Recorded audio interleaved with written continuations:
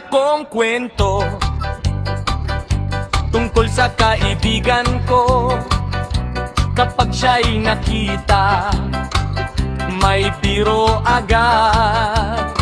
Pero ang kaibigan ko, tangina ang haba ng panga, ang tulis pa ng nguso, mukhang iguana. Kaibigan ko, hugis mangga ang mukha, mangga mukhang mangga.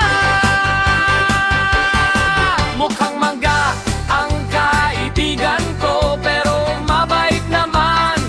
Totoo ang haba ng mukha, akala mo mangga talaga. Mukhang mangga ang kaibigan ko, sobra. Boy mangga, yan ang bansag nila, pero sa puso tunay na kasama. Sa hirap at saya, hindi nawawala.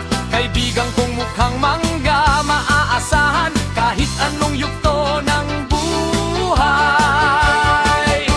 Hindi sa itsura ang sukatan ng tao, pero kasi tangina mukha, talagang mangga. Kaya kahit anong biro ang marinig, patuloy pa rin siyang nagbibigay ng ngiti. Ang tunay na yaman ay mabuting samahan, hindi na susunod